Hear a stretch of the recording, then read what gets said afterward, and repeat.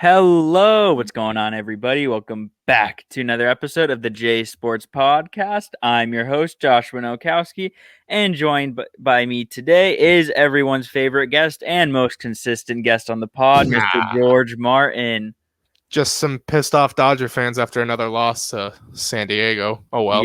Yep. We're not doing baseball tonight because I'm gonna get too heated about that topic. I'll probably still be heated about it tomorrow night, but we'll save that for tomorrow night, and hopefully we can end this series on a better note. But today's going to be NFL and NBA talk. What happened this week? Again, NFL, really not a lot until the draft, which is next Thursday, and then then we can get into a lot of draft stuff. But until then, it's going to be really slow. Luckily, this will be the last episode where it's slow, but a few small things to talk about. The first thing, George, I don't know if you saw this, but it was revealed, I think, on Wednesday that Justin Fields has dealt with epilepsy since he was like a kid, and his stock was already going down just for whatever reason, and then it went up after his second pro day, and I feel like this will be something that goes down, even though Ryan Day defended him, saying it's never affected him on the field. I mean, I never knew about this. I don't think it was ever known until then. What do you think this does to his draft stock? I don't think this gives him a big hit to his stock. And yeah, you texting me the pre-pod notes, that was the first time I'd ever seen it. I hadn't even seen it like on ESPN, Instagram, Twitter, or anything. Oh, wow. It's a little bit concerning because especially with seizures, it affects the brain, and concussions would also, they could inhibit those a little bit. And it says his symptoms have been less frequent as he's gotten older. He takes medicine, he has treatment plans. So it shouldn't be anything that kills his stock. He's still going to be a top 10 pick, I think. So I don't think this hampers his stock much at all. Okay, wow, look at you. I didn't even tell you about this, and you're already answering my question. So I was going to ask you, do you think Justin Fields goes first before top 5? Well, right now, Lehman and I talked about this a few days ago. It's been rumored like Wilson and Mac Jones have been in the top 3, and then you kind of look outside 4 and 5 and 6. Those teams don't really need quarterbacks, so it's interesting. Maybe. He's a top 5 talent for sure, but like if teams are preferring other quarterbacks, then yeah, he'll fall outside. But I think he should go there. Okay, but you're saying he's probably more realistically going to go top 10, probably. Yes. So the only team that I think might take is number 4 is Atlanta. Now, yes, they do have Matt Ryan, but he is getting up there in age. But I think Atlanta has 2 choices at 4. I think they're looking at Justin Fields because I think San Francisco's taking Mac Jones, even though they shouldn't. I know, yeah. We're going to laugh about that in like 2 or 3 years. Can't wait.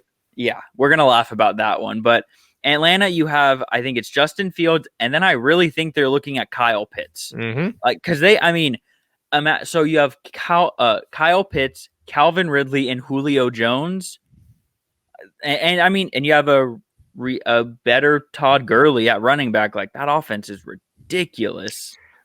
They seem to have gone all in on offense. If they go Pitts here, they don't care about getting stops. They want to score 40 points and beat you. Yeah, and then 5 is Cincinnati, I believe, and I've heard a lot of talk. The Dolphins, so yeah, or Bengals. Yeah, it's the Bengals at 5. Okay. Dolphins are 3, or no. They traded down. They traded down to they're 6. Yeah. But 5 is Cincinnati, and I've heard stuff where they might take Penny Sewell there, or they'll find someone who's please. Well, right, seriously, for Joe Burrow. But like I've also heard they might go back a few spots because no one else is going to be taking Penny Sewell until probably the 12th pick. So if he's there at 12, I hope Rick trades up. Oh.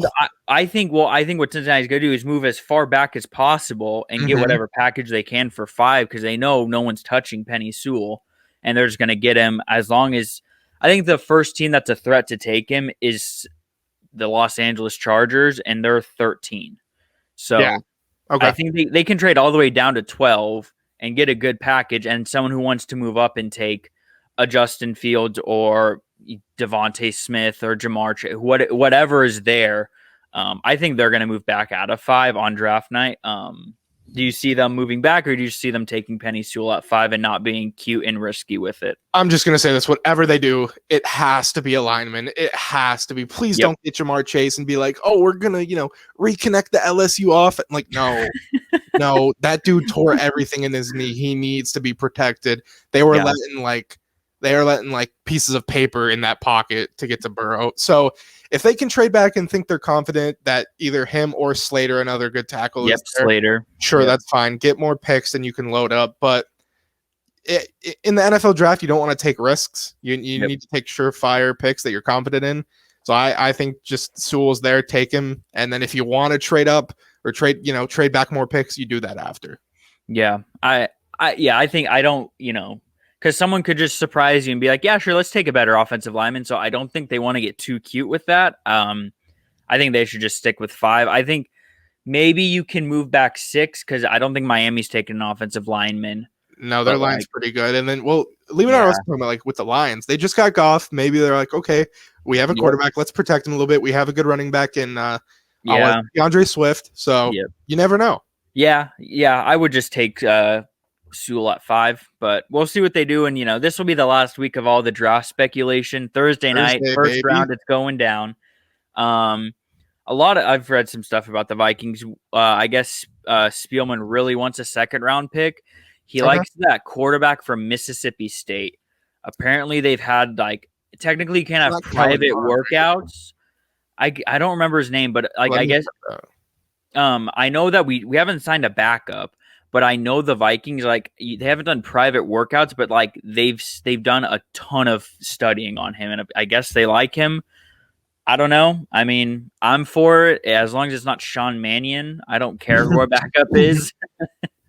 But have you gotten the name on him or no?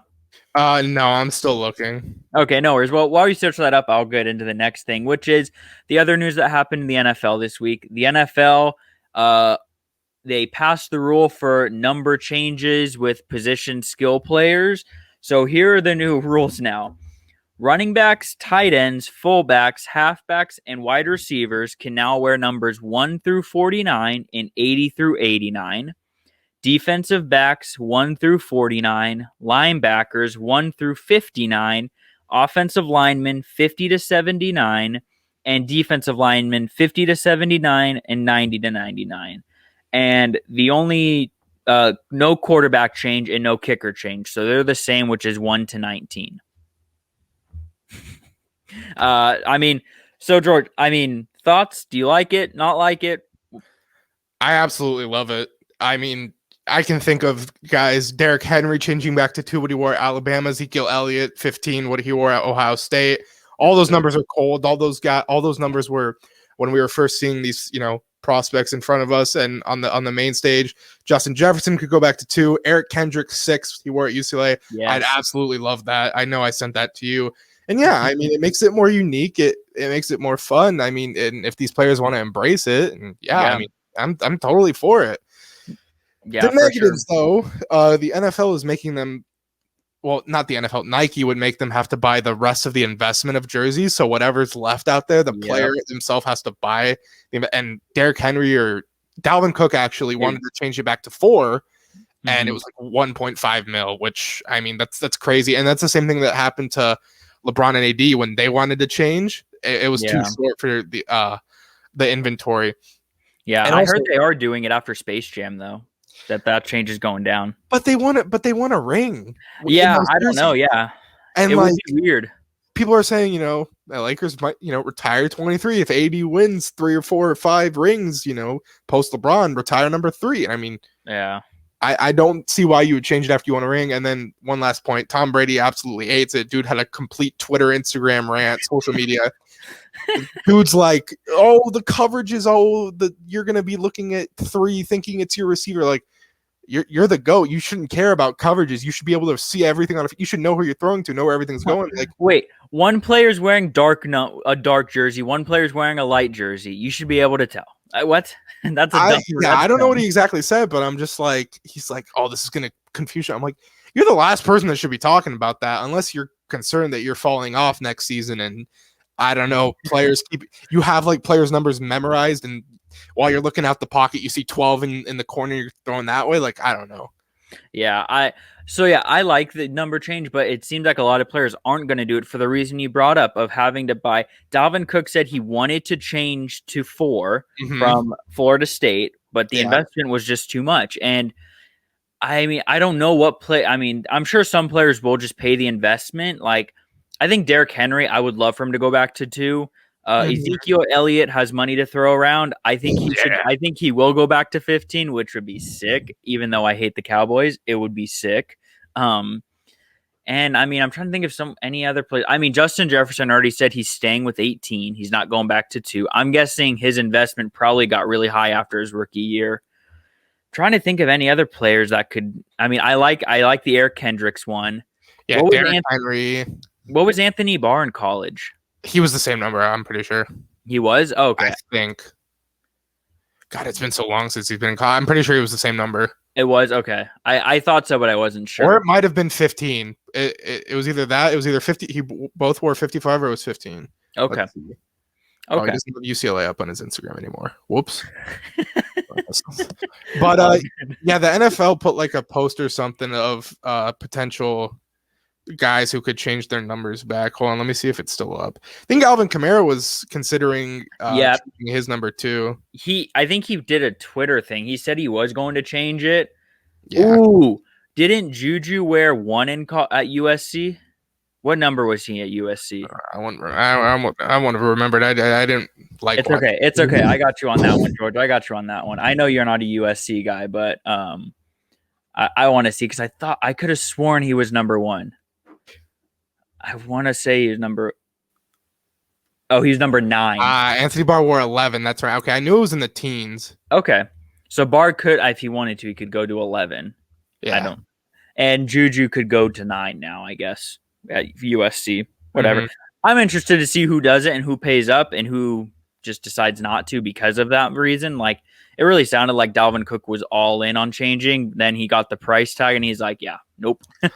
So that quarterback from Mississippi State, KJ Costello, 6'5", 225. Big guy. He did play at Washington State, I believe. He transferred from there, and he's a projected 3rd rounder. So I don't know. You said 2nd. I don't know where. Maybe this might be old, so maybe his stock has risen. But yeah, he wasn't bad from what I remembered as a backup. He'd probably be all right. All right. Yeah. I mean, we got Captain Kirk running our team, but yeah, that's really all that's going on in the NFL. Next week, it's draft time. I'm excited for it. I'm sure I'll have you on the pod to talk about, the bad picks, good picks, what the Vikings did, what our LA teams did. We'll talk about that next week. I'm here for it. But switching gears to the NBA, before we get into the NBA talk, there's actually, I forgot to send this in the notes, 2 college things I do want to talk about. First one, tragic, what happened last night or yesterday, technically. Terence Clark, the freshman guard out of Kentucky, passed away in a car accident. He was a projected, I think his draft stock went down after his performance at Kentucky. I think they're calling him a 2nd-round pick or possibly undrafted. But he had just signed with Clutch Sports with Rich Paul just like a week or 2 ago, really. So really sad, really promising NBA career that he had. Anything you want to add to George?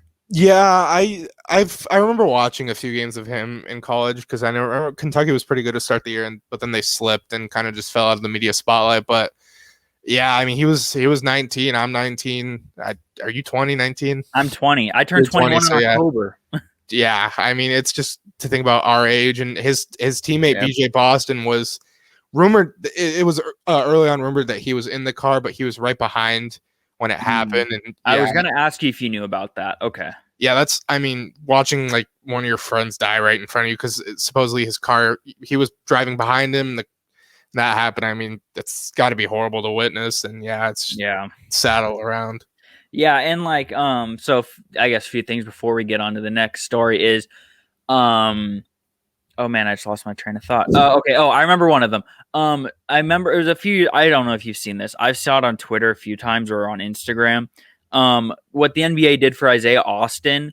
I don't know if you remember. He was they like a voluntary pick because he had that like career-ending eye thing going He on. had a disorder, yeah, or Yeah, cancer or something. and I've heard he's been back in the gym actually. Like he's cleared to play again. He might have gotten some overseas run, but yeah. I think I remember reading about that. But I heard like, oh, the NBA should do this for Terrence at the draft. I mean, I'm guessing you're for that. 1,000%. 1,000% for that. But yeah, I was thinking, and like one thing is like a lot of people that we see pass away, like they're like, I mean, you had Jose Fernandez. He was already in the league and starting to dominate the league. Giordano Ventura dominating the league. And I mean, there's not many times of like a prospect just passing. I mean, there's Len Bias, which was after he was drafted. Right after, like, yeah. I don't remember something like this happening. Like you're getting drafted in 2 months and something like this happening. Which makes it even more sad. But we're gonna get some happy news in. One of the best recruits, 7'1" point forward, Chet Holmgren. He picked his university. He is going to Gonzaga University, where his high school teammate Jalen Suggs was at this year. He's projected the number 1 pick in 2022.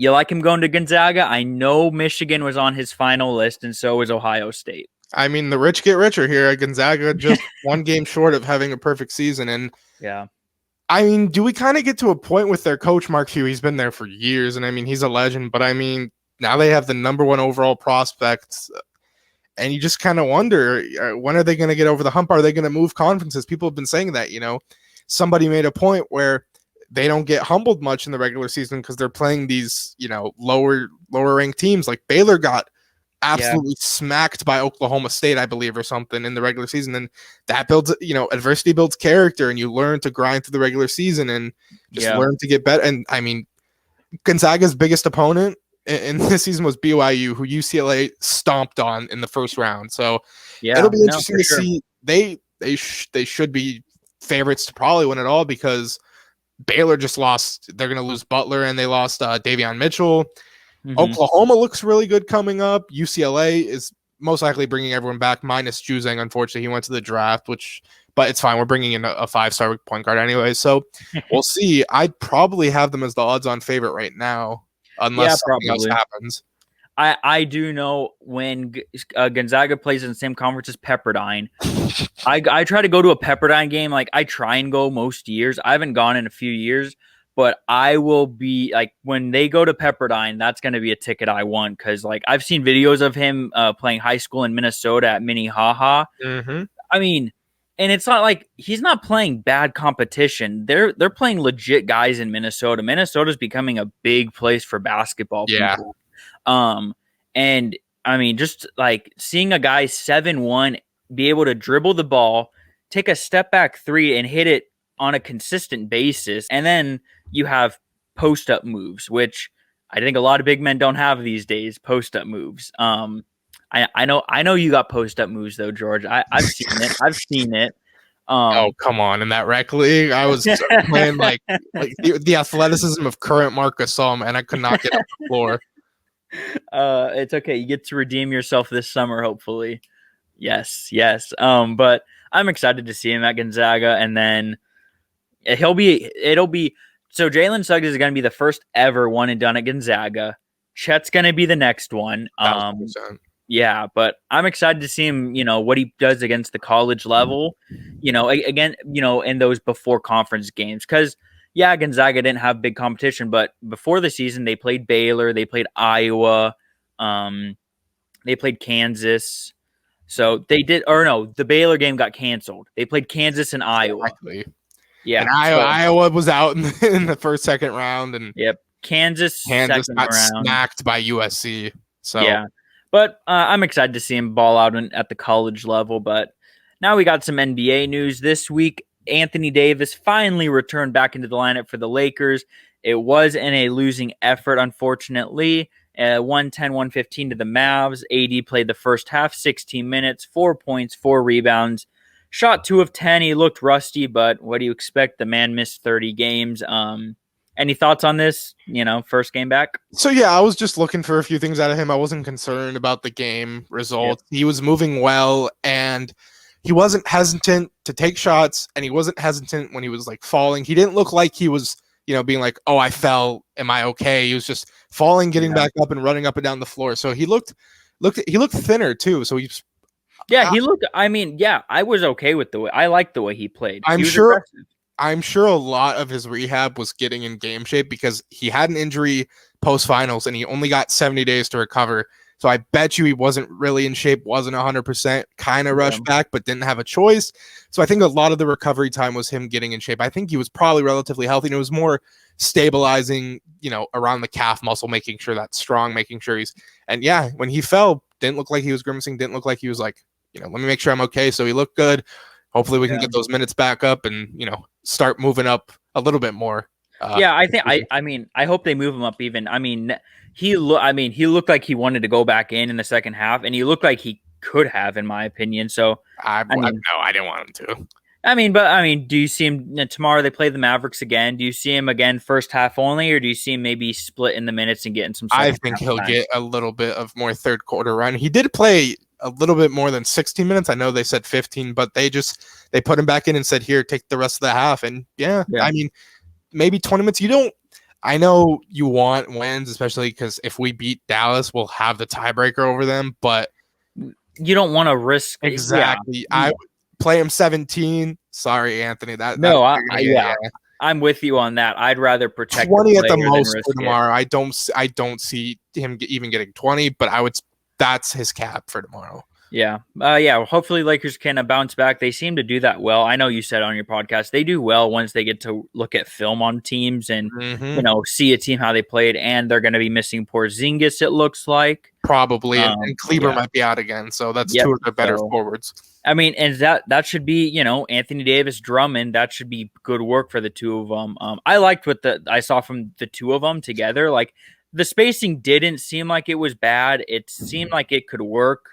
80 got to work. He got to get to his spots. Just they weren't falling. So and those are shots he's gonna hit. Court. Once he gets back, once he gets 10 games under his belt and he's back to AD, like when he gets to his spots, he's got a good jumper. He doesn't miss. But yeah, I'm excited to see him in playoff AD come back. But this next subject, Costa, please, if you listen, please don't hate. We're going to be talking about the Chicago Bulls, but it's not going to be good. So since Zach LaVine was on the COVID list, the Bulls are 3-2. Since they acquired Nikola Vucevic, which we all agreed, the Bulls won the trade deadline. They were gonna be. So we thought they were probably gonna be a 6 seed in the East. We thought they were gonna avoid the play-in. They are 6-10 since acquiring Vooch. George, thoughts on the Bulls? So yeah, them going 3-2 without LaVine is actually pretty good, and I honestly allude that more to Vooch kind of being like, "Oh, hey, I'm the number one again on this team," because that's what he did this season and the past season in Orlando. But yeah, their overall defense has been bad. They haven't played. Yeah, defense has been an issue, but they have since LaVine's been out, they haven't played great teams.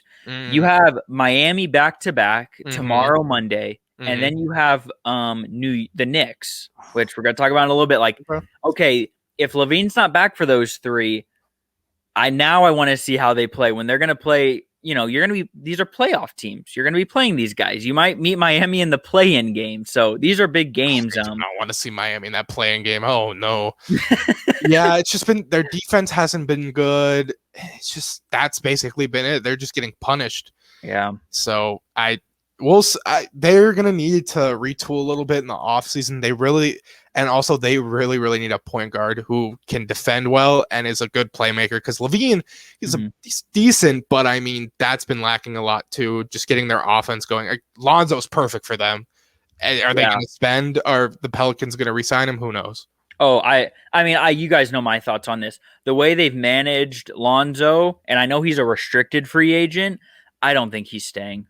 I really don't see him staying with the way they've played him, and like, he's not getting crunch time minutes. Like, he was getting crunch time minutes his rookie year with the Lakers. Like, I know that team, it wasn't filled with talent, but like he was still getting crunch time. And it's like, you cannot tell me Eric Bledsoe is better than Lonzo Ball offensively or even defensively. You can't. I think Lonzo's better all around. Why is Bledsoe on the court and Lonzo's not? Yeah, but I would like to see him with the Bulls. I think that would be a good fit. I hope he leaves. I don't know what your thoughts are on that, but I hope he leaves. I also like him on the Knicks. I think he's a I perfect do, yeah. point guard under Tibbs. Oh, him and Randall being back together. My God, look at our baby Lakers growing up. if you know, RJ's done better efficient wise, but I mean, if him and Lonzo become like 40% 3-point shooters, oh my God, yeah, whew, that big three would be something special. Yep. Yeah, and so next thing I want to talk about, I forgot to send this to you in the notes, but you guys talked about it in your podcast, and I really liked it, and I just wanted to talk about it more. So Kobe's deal has expired with Nike. Nike does not seem like they're going to renew, which shame on you, Nike. And yeah, Kobe's have been so hard to find since he passed away. I know you said on the podcast you don't own a pair of Kobe's, and I know you've wanted a pair. I got a pair off of eBay for $50. They are in the crappiest condition ever, and I wear them when I play basketball outside, but they can't be an indoor shoe. And, you know, I've wanted a pair of Kobe's that I can wear in the gym for the rec league. I've wanted a pair for a long time, and prices are ridiculous. People who actually want them never get them. They go to the bot resellers who sell them for $800 on eBay, which is just annoying. And so Josh Rhodes brought up the idea of, him, maybe Vanessa and them, they create kind of like the Jordan brand where they have their own shoe line. They can do it. And I know they've talked about wanting to get more shoes to women, more availability for the actual fans to be able to own his shoes, not just people that want to make a good buck. Did you remember the story? It came out a few months after he passed away.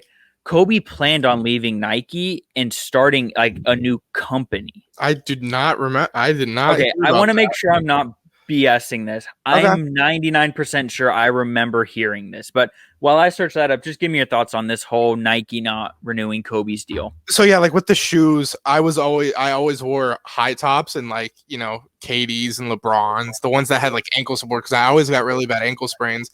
And I know Kobe did have high tops. Those ones I didn't like as much, and then a lot of them were low tops. But I did want to get eventually low tops because I haven't really had as bad ankle injuries. But yeah, it's just he's the most iconic Nike athlete in basketball, in my opinion. Jordan has his own brand, so that's excluded aside. I think he's way more iconic than LeBron.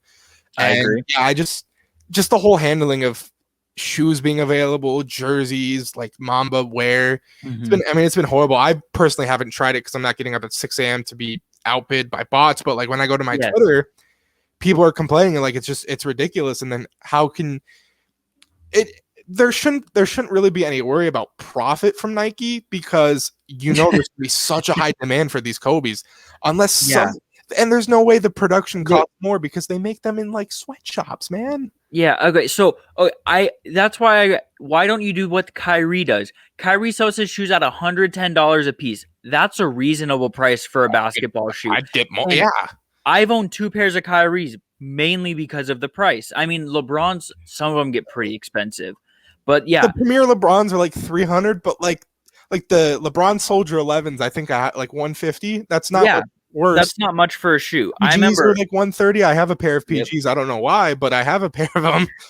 I mean, I saw a pair of PGs. I was at Foot Locker the other day for $90. Yeah, they're reasonable. So, PG does have nice shoes. He does, and so yeah, why didn't they just pull the Kobe card? You sell you. I think you'd make more profit if you sold them for $110, and you would just make more of them because everyone would buy them. Everyone would buy a pair. So yeah, okay, I found the story. This was from Insider.com. Kobe was reportedly planning for a massive breakup with Nike weeks before his death. The retired superstar intended to end his 17-year relationship with the company to start Mamba, a player-owned shoe brand. So he was intending on starting his own shoe brand. And then this NBC.com, Kobe Bryant's estate may be quietly planning to launch its own brand. Kobe intended on wanting his own Mamba brand that was available for every kid to wear, men, women, and be at a reasonable price. Kobe, Vanessa, Vanessa wants this to be a priority if they do decide to start their own brand that is available to everybody. Yeah. So I hope they do that. I mean, Kobe wanted it, and I know, and Vanessa's incredibly smart. I think it'd be great for them to start Mamba and sell shoes for women, men, and make them available. Even if they're $150, I'll buy a pair of shoes for that price. I just don't know how they didn't give him a lifetime deal. I don't know why that was such a big argument. Like, I feel like I mean, so I don't know if it was on Nike's end or Kobe's end. I don't know if we'll ever know that. I feel like part of me feels like maybe Kobe saw where shoes were going and how the pricing was going, and he just wasn't about Nike's life. Like maybe he was like, "Hey, Adidas is selling shoes at cheaper, and you know, Lillard's are nice shoes, and Harden's are okay." I can't imagine Kobe's without the Nike swoosh, though. No. I'm not saying that, but I'm saying like maybe this was like I feel like this was a planned thing for a while. Like maybe he was offered a lifetime and he just said no, screw you guys. Maybe I mean, hey, yeah, Kobe did his own thing, and I mean, a Kobe shoe with like a Mamba logo would be just as sick as a Nike logo. So I'm fine if they go that route. I just hope they produce more soon. Yep, and it seems like that would be a priority to them. Hopefully that stays the priority.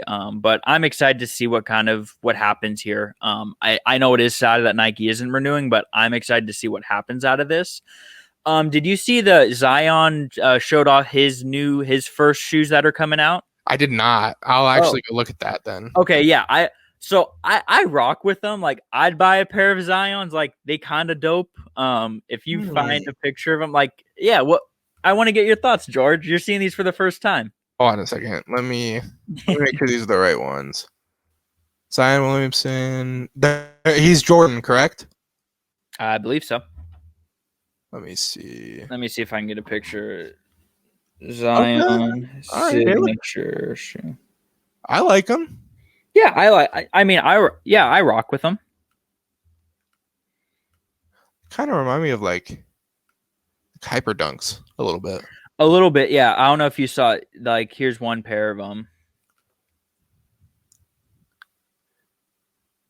Oh yeah, festive. I kind of like these with those confetti colors. Yeah, the confetti. I think. Yeah.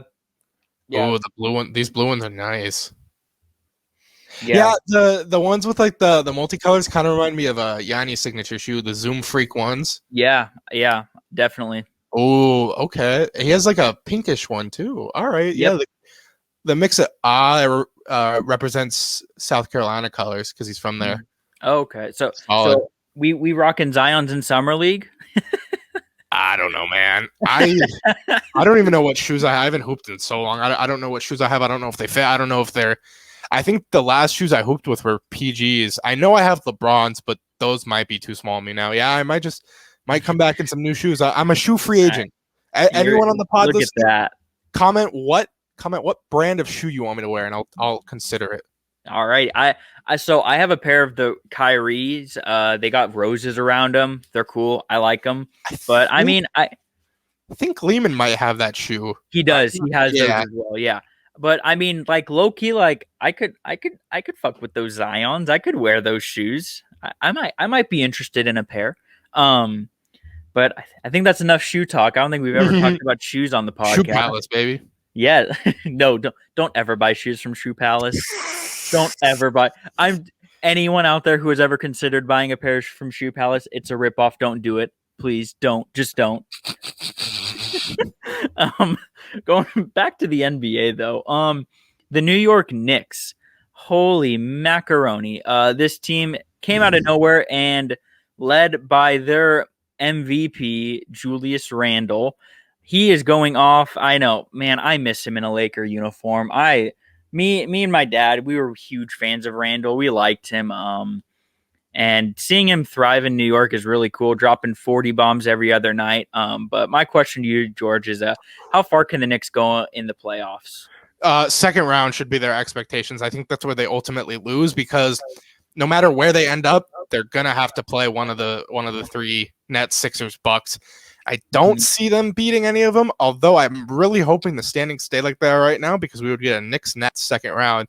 And the Nets are a little beat up. The Nets are a little bit beat up. Right now, they would have to play the Hornets, which they would handle them because the Hornets are hurt. But, I mean, who knows? Hey, Knicks played them well this year. They lost a 2-point game on a questionable call. The Julius Randle travel, yeah. Yep, and then there was the other one was pretty close too. So yeah, their defense is well equipped for the playoffs. Just how they kind of remind me of the Lakers' defense. Their rotations are incredible. Their wing defense is great too. They beat you to the spot and all that. And I mean, if the Nets are hampered any bit, because I think they would get through the first round easily. They played them tough when they were. I don't think they were fully healthy, but they were fair. They had 2 stars. Which the Nets have been fine with 2 stars this year. They've been just as good as what they probably would have had with 3. Yeah. So I mean, who knows? I think their biggest thing is scoring in that series because they'll minimize the Nets offense, but you have to put up points in also stopping the Nets offense. You have to score 120 probably. You could hold the Nets offense to 115 if you're elite enough, which they are, 110, 115. You have to put up those points, and the Nets will beat you like 2008 style. Well, they'll score 103 or 99, and they'll hold you to mid-90s. So we'll see. They're going to be so fun to watch. So whatever happens. At least we get Knicks playoff basketball. Yeah, I'm excited for it. I'm excited to see what they do in the playoffs. But I'm with you. I think second round is their ceiling. So you guys talked about this, and you were very, very into this. Was your Steph in the MVP conversation? You and Rhodes really got into this. Yeah. So Rhodes was really on the Damian Lillard train. I was on the train for a little bit. I said he should be in the conversation. My thoughts have changed. So before we get into, Steph over whoever, give me your top 5 MVP right now if you had 5 votes. Okay. So we're going to go with Jokic at 1. I think he's the runaway. I'm going to have Embiid at 2 because he's been dominant since he's come back. Now 3 gets interesting. I'm going to put Steph top 3. 3, 4, and 5 are interesting. I'm going to put Steph at 3. I'm going to put Harden at 4. I know he's going to end up missing too many games. I think now he might be done until the regular season. I'm disappointed in you, George. Listen, I had to acknowledge that he was playing great without, Kyrie and KD for a while. He had the resume to be top 3. I think he's going to miss way too many games to end top 3. And then 5th, I'm going to go with my Greek freak at 5. He's been playing some of his best ball of his career. And, he had a really good case. I mean, at one point they were looking really, really good, but he was out 6 games. They kind of fell off a bit, and now they're sitting there at that 3 seed. They never made up any ground, so I'm going to put him at 5. Okay, so my 5 is, the top 3 are very similar. Actually, my top 3 are the same. My last 2 are very different. Okay. I don't know what you're gonna think. So I have Joker 1. Did I say Joker? Jokic. Joker. Yeah. He's gonna win MVP. He's having an incredible season. 2, Embiid. I want to put Steph over him, but Embiid's been so dominant since he came back, like you said.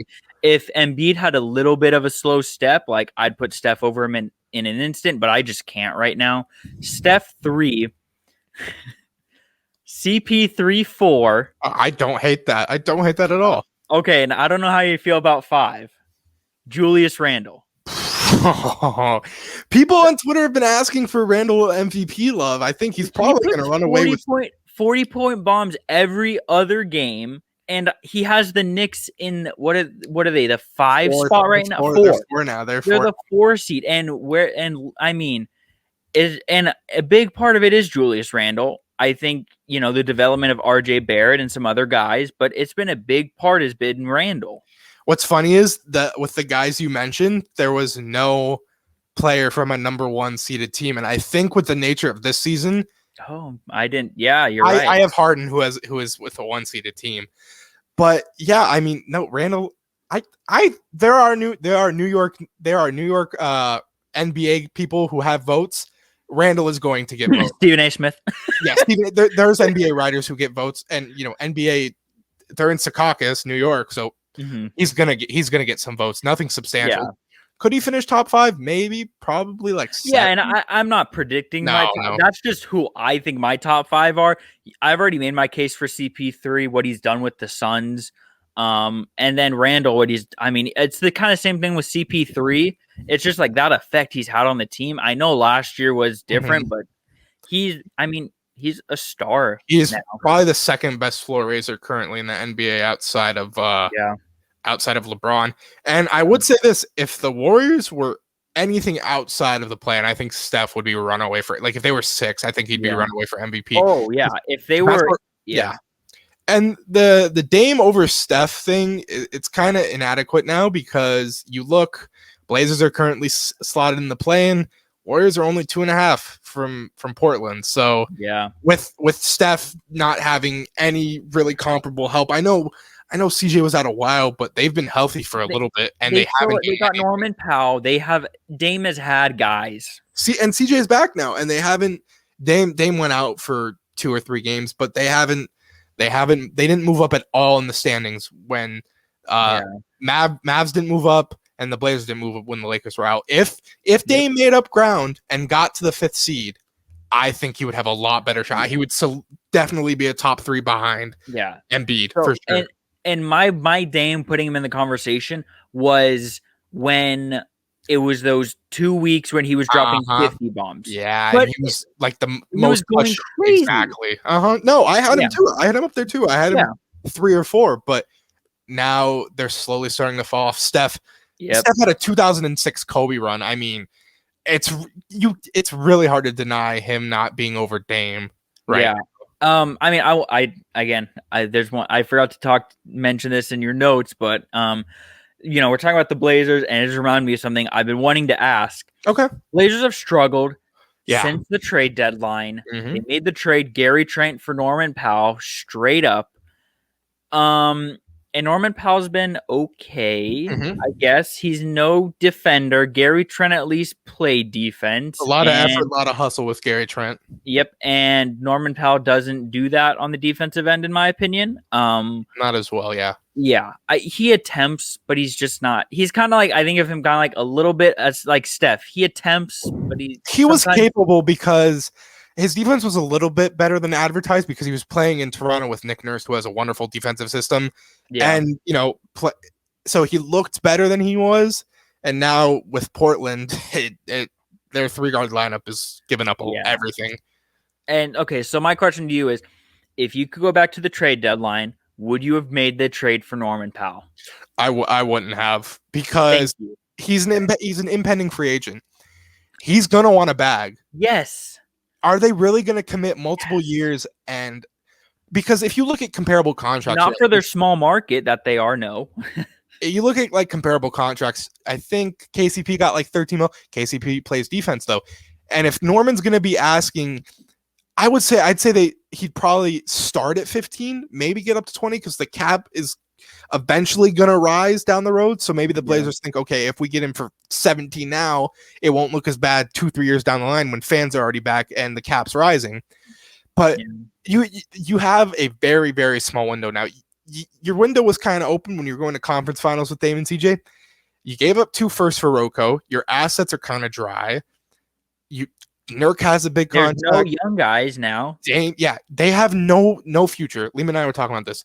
They have no young stars, no young potential really. Their picks are limited, and they're a small market. They don't attract guys. They have nothing to make a home run trade. And you've seen what trades have done for teams that are just trying to move the needle a little bit, like Drew Holiday with Milwaukee. That move is going to get them over the hump. There's nothing that Portland can do to get them over the hump unless it's like a slam dunk out of the park trade, which they don't have the capital to make. Yeah. I've been saying they need to blow it up, move CJ out, and try and get a star wing or something, and maximize on Dame now. But I don't know. Yeah, I could see that, but I'm with you. I would not have made that trade. I said when the trade went down, I know the inconsistencies that Gary Trent brings, but he is a way better defender than Norman Powell. And in the West, you need defense. In the East, the Nets might be the Nets. We've talked about it. The Nets have issues right now, and we don't even know if the Nets are going to win the East right now. And Portland's like trying to do the same thing, but you're not the Brooklyn Nets, and it's just like I wish they didn't make that trade. And I mean, good for Toronto. You got rid of an expiring contract, and now you have a young, talented kid along with Siakam and Bobby Boucher He and fits into Fred that Van core Fleet. well. Yeah, I mean, honestly, I know Toronto's struggling, but like they could be good next year. I mean, you got a lot of young guys, good talented guys. But yeah, Portland sense, I would not have made that trade in hindsight. Looking at it now, especially even then, you knew you weren't going to get defense out of Norman Powell. I wouldn't have made the trade, but I mean, I like Gary Trent with the chip on his shoulder. He's been playing good. He's been balling with Toronto too, which is fun to see. um, but yeah, I just wanted to ask that to you because I know it's interesting. But in the East, there is a race in the East to avoid the 7 seed. There are 3 teams who are red hot right now, and they are all on the cusp of that 7 seed. So I'm going to go over a couple of them. Boston and Atlanta, those are 2 of the teams. They are both 7-3 in their last 10 games. So they're both getting hot at the right time. It's just both teams are getting hot, so the standings aren't moving whatsoever. And I mean, you want to avoid the play-in as much as you can. So here it is. Atlanta's 5, Boston is 6, Miami is 7. Miami, they're 5-5 in their last 10. So they're struggling a little bit. They do have Chicago back-to-backs though. If they can get both wins, change it a little bit.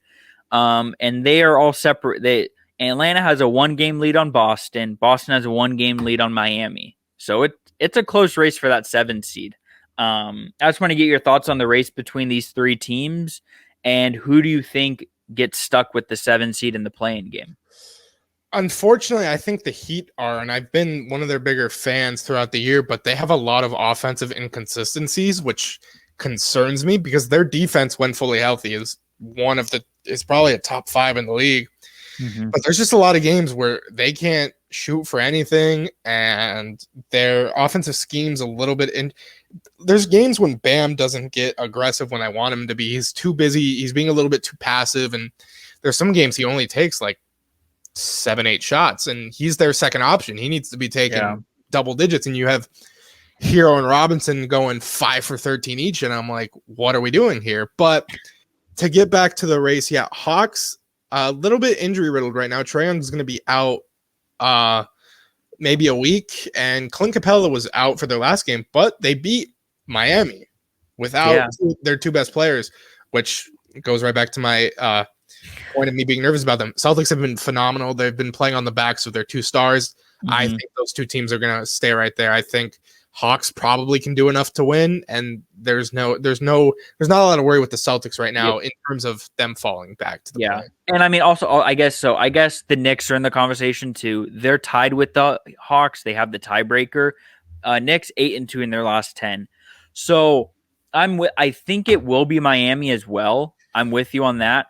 I'm surprised because I mean, it wasn't Atlanta the 13 seed like right before the All-Star break. 12. I don't think they dipped past 13, but yeah, I mean, the East the whole year was you have one good week, you're the 4th seed. You have one bad week, you're the 12th or 13th seed. I mean, it was nothing I'd ever seen before, and this wasn't like because usually the first 6-7 games it's like, oh, you win 2, you're first, you lose 2, you're 15th. No, this was like there was 9 teams where you win like 3 in a row, you're a 4th seed, you have home court. You lose 3 in a row, you're picking first in the draft. Like, it was crazy. It's nothing I had ever seen before. It's crazy, but I'm excited to see who gets stuck with that play-in game. And then, then you have a play-in game and anything can happen. At least at the 7 seed, you have 2 chances. Yeah, it's really hard for you to not get into the playoffs. Especially Miami, they'd be playing Charlotte. And they're really built for moment. Like, I just feel like the experience, their defense, and just like I couldn't see them losing. But here we were last season with the Clippers. I'm like, they have Kawhi. He's a really good closer. They're up double digits in all these games. Like, there's no way they're going to collapse. All Kawhi has to do is get to the the elbow, do his post spin, and it's money. It's automatic, and they just collapse. So anything could happen. It's basically a game 7 in these play-ins, like win or go home, but not for the 7 seed at least. Okay, I agree. I'm just excited to see what happens there. I don't know if you saw that this came out today on May 3rd during an NBA game. I don't know which game it is. It is Warriors Pelicans. Who's it? Hornets Pelicans? Warriors Pelicans. Oh, Warriors Pelicans. It is going to be a Marvel inspired telecast. Is this on ESPN or what channel is it going to be on? Believe it's ESPN. Oh baby, I'm already going to watch it then. So this is kind of like the NFL doing the Nickelodeon thing, but they're trying it with Marvel, which is interesting. So like when Zion dunks, is like Thanos going to come down with the Infinity Gauntlet? Like I'm so confused on what this is going to look like. But like I just want like, are you excited? Is this stupid? Like, what are your thoughts? We might have different reactions. I mean, it's cool to like see and think about, but I'm a little bit pissed off about this because that ESPN crew in general, like, yeah, they're funny, but they don't talk about the game at all. And when I'm watching the game, I don't care about, JVG's cats. One year, Mark Jackson's talking about LeBron's wife while LeBron's dropping 51 in game 1. And I'm just like, can we talk about the game? Can we talk about what's going on? And this game could hold a lot of importance because Pelicans are about 3 games out of the 10 seed. And that 10 seed is the Spurs, 9 are the Warriors, who they'll be playing. So if they end up being like 1.5 out by that game could hold so much implications. And I'm just like, yeah, why are we doing this right now? I don't know. Maybe earlier in the season when there were so many injuries and it was like, we're watching NBA games with third stringers out here. But now this game could have a lot of implications. I mean, they did it with the NFL playoffs. I understand Nickelodeon and Marvel are different things. And it was like, the point was to get kids into the game. Like, I mean, I don't know how many people are like Marvel people are going to watch like that. Don't watch basketball now. Like, I don't know. That's the playoffs. But like you have Tony Romo, you have these guys who like break down the game too. I mean, Tony Romo's out there predicting plays before it happens. And I'm just sitting there like, how is he doing this? And we're sitting here saying Van Gundy, get out, like mute. Yeah, I know. I'm hating a little bit because those guys are kind of funny, but sometimes I'm like, can we just talk? Like the Lakers are playing. I'm like, what is Mark Jackson talking about? Yeah, and I mean, and Doris Burke sometimes lately Doris Burke's been a little much sometimes. But yeah, I think it'll be funny. I just excited to see what the hell happens. Like, is Iron Man in his little costume going to show? Like, I'm so confused on what is going to happen, but it'll be interesting to say at least. It'll be interesting. I do think baseball should take what the NFL did because that is a sport that is looking for fans and do the whole Nickelodeon thing, like home run slime, like slide into second base slime, like whatever it is, or SpongeBob, whatever. But I think that'd be cool for the MLB to try out. I think they should. But it'll be interesting to see what happens, I guess. And we're going to finish off the pod here with our top 3 most entertaining playoff matchups. So I'm going to say it like this. These are first round matchups, and they got to be a little bit realistic. Like, okay, just a little bit. Like, I don't want it. I don't want like, I want the Lakers and Suns to play in the first round. Like, that's not happening. That's not happening. Like, so just like somewhat realistic. Okay. I have 2 in the East, 1 in the West. Alrighty. Do you want to go 1 at 1? We each say 1, or you just want to say all 2 in the East, 1 in the West? I have 2 in the East, 1 in the West. Yeah, I have 2 in the West, 1 in the East. So this kind of works out perfectly then. Okay, do you want to say all 3 at once, or you want to go 1? Yeah, I'll say all 3. So in the West, Nuggets Lakers rematch of the conference finals. That was probably yours in the West. I don't know, but Jokic, the eventual MVP versus the defending champs, and I think the last MVP to lose in the first round was Dirk in 2007. I'm not. They lost to the We Believe Warriors, but anyways, that's besides the point. Second one, Clippers Mavericks. Rematch in the first round. Luka took him to 6. Luka seemed like he was the best player on the floor of that series.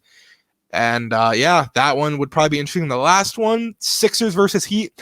Now this one. Oh, okay. I have the Heat, but I have a different team. Okay. So this one, they are currently 2 and it's the 2-7 matchup. It's gonna be a little bit hard to see if this happens because they're only a game back of the Celtics, even though I believe the Heat will stay there. Mm-hmm. But that's a really good matchup. Jimmy versus his former team, Embiid and Yeah. Bam, and there's Depot, there's Ben Simmons. Be a really, really good battle of good defenses. Okay, I might like your Heat one better than mine. Damn, Ooh. I like that one. But anyways, so yes, my West was Nuggets Lakers. I will say this: not the time Anthony Davis got hurt, but the game before that, the Lakers kind of put Jokic on clamps between Davis, Gasol, and Harrell. Yep. And now it's going to be Davis, Drummond, and Harrell. That's gonna. It's going to be. It's gonna annoy him. It's gonna annoy him a bit. They're going to get on, and also we didn't talk about this much. Will Barton got hurt, and he was basically Murray's backup. Really, yeah. We're going to talk about that on our podcast soon. Yeah, and so that Nuggets got some injury issues, and I mean, yeah, that would be a really bad pull for the Nuggets if they get the Lakers first round. But yeah, that was my West one. My first one in the East is currently what would be the 6-3 matchup, Bucks and Celtics. Now, it's a good matchup because they did meet, I think it was 2 years ago in the playoffs. They've met a few times, yeah. They've met a few times. Jason Tatum is a rising star in the league. Jaylen Brown. Kemba Walker's been playing well lately. And then you have on the other side, you have Giannis. You got Drew Holiday. I mean, you even got Brook Lopez out here. I know, George, you hate Brook Lopez, but we need Giannis at the 5. You got PJ Tucker to put Giannis at the 5. PJ Tucker, Chris Middleton. This would be a really fun matchup. Seeing can Boston build, the wall against Giannis, because that's really been the breaking of Giannis is that wall. Is this the year he can get through the wall? But I think that's a great first round matchup. My other one in the East would be Nets and Heat. Now, the reason I like this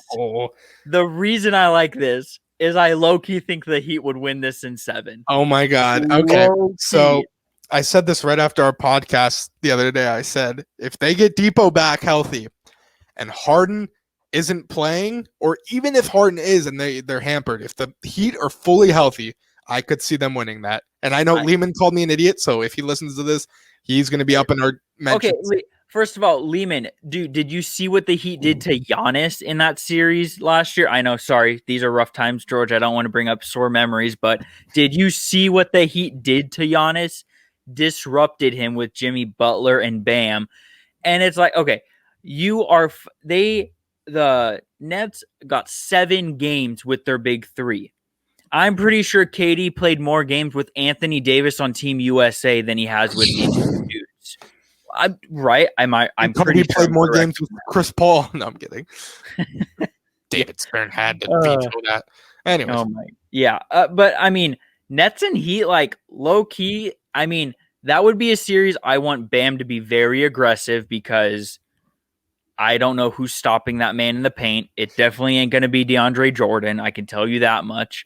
But that would be such a good series. You have Butler matching up probably against Harden. Who would Butler, or would he guard KD? I think Bam takes KD. You think? Okay, yeah. So Bam can guard on the perimeter. Yep. Yeah, I would see. So Bam would guard KD. You would probably put Butler on Harden. I'd put him on Harden. Harden has a lot of quick moves and that Jimmy can contain. And Depot on Kyrie is a little bit concerning. I think that's. But I think that's okay. I would rather have Butler. I would if it's Depot on Harden, I would be way more concerned about that.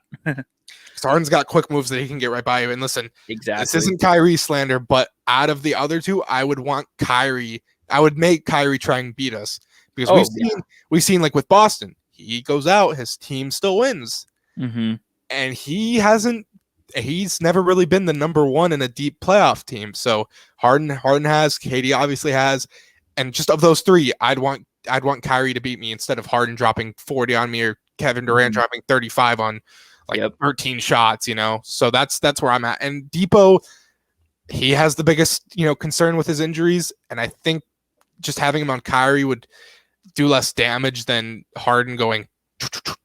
Yep. Yeah, I agree. I agree. Yeah, so these are playoff matchups to dream about. We will see how many come true. I think Lakers Nuggets is almost like a lock, kind of like The Lakers can't fall out. yeah. I don't think the Nuggets will fall out. No, Lakers shouldn't yeah, either.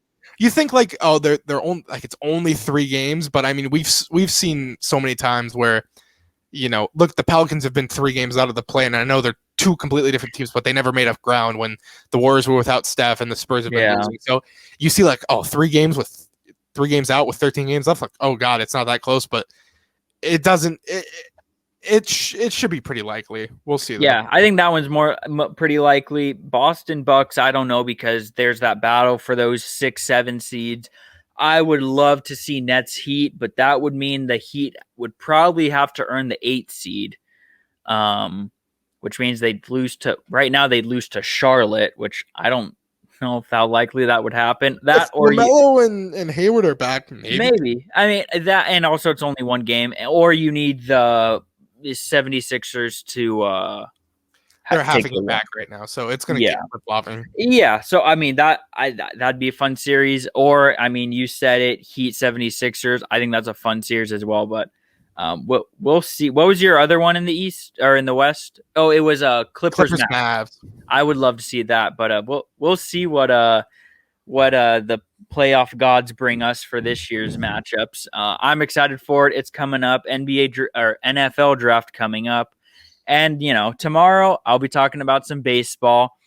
Don't worry. I'll get into the Dodgers. I'll get into the A's. I'll get into all of that. But can we just mention how I say I write the A's off and they go and win 11 in a row? It's 12 now. They won again.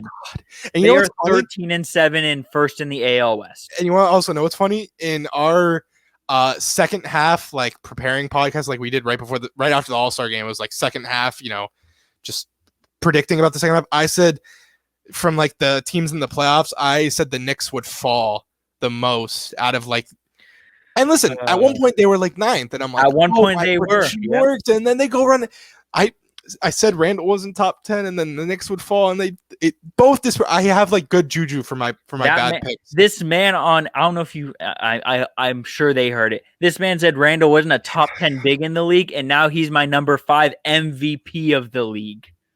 Maybe I should say that the Dodgers are gonna like fall to second in the NL West, so they can. The Dodgers are gonna lose. Exactly. Dodgers are gonna lose the rest of the games in this series. There you go. There you go. That's it. George is always wrong, so that's good luck for us. But George, where can my listeners find you and your podcast? Instagram and Twitter, TH Hoopers, all lowercase, as well as Spotify. And yeah, comment on our Instagram and Twitter posts, and you'll get a shout out because we always do that. Always. Yes, sir. And you can find me at Instagram, J_sports_podcast. I post daily sports questions that George gets mad at when he gets them wrong. Such a hard bronze one today. I'll show you the card. It was a bronze question. I thought it was hard too, but it was bronze. Anyways, yeah, if you want to join some fun daily sports questions, follow me on Instagram, get updates on the podcast, and every once in a while I do some fun giveaways. And until next time, this has been Joshua Nowakowski of the J Sports Podcast. Peace.